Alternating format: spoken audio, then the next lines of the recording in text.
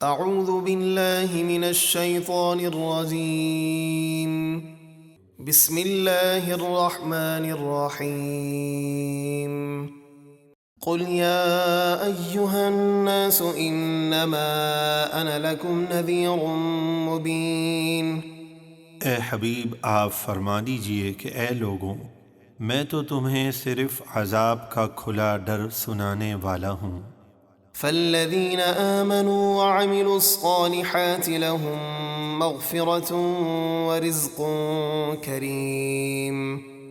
تو جو لوگ ایمان لائے اور انہوں نے اچھے کام کیے ان کے لیے بخشش اور عزت کی روزی یعنی جنت ہے۔ والذین سعوا فی آیاتنا معاجزین اولئک اصحاب الجحیم۔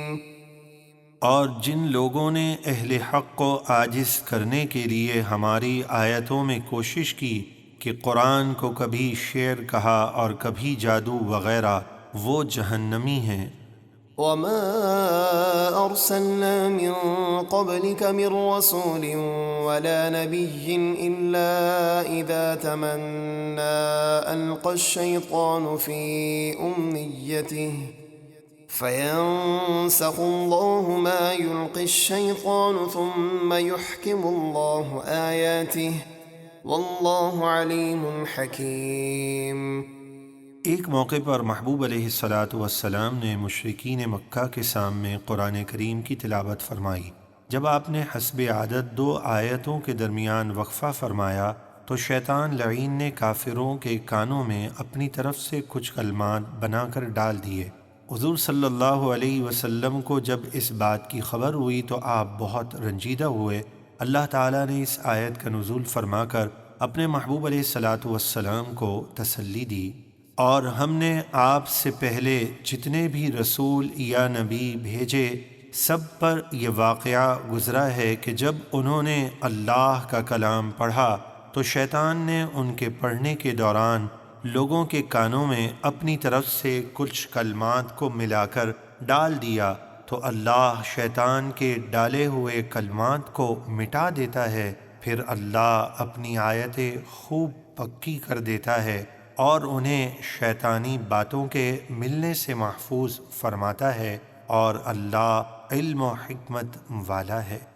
ليجعل ما يلقي الشيطان فتنة للذين في قلوبهم مرض والقاسية قلوبهم وإن الظالمين لفي شقاق بعيد۔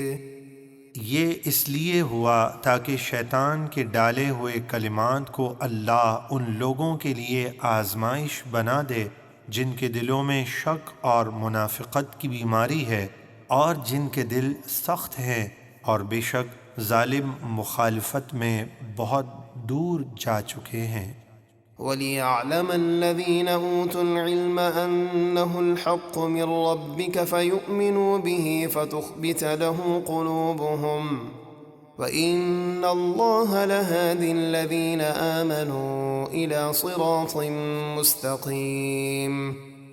اور شیطانی باتوں سے قرآن کی حفاظت اس لیے کی گئی تاکہ وہ لوگ جان لیں جن کو علم ملا ہے کہ وہ قرآن آپ کے رب کی طرف سے حق ہے، تو اس پر ایمان لائیں اور اس کے لیے ان کے دل جھک جائیں، اور بے شک اللہ ایمان والوں کو سیدھے راستے کی طرف رہنمائی فرماتا ہے۔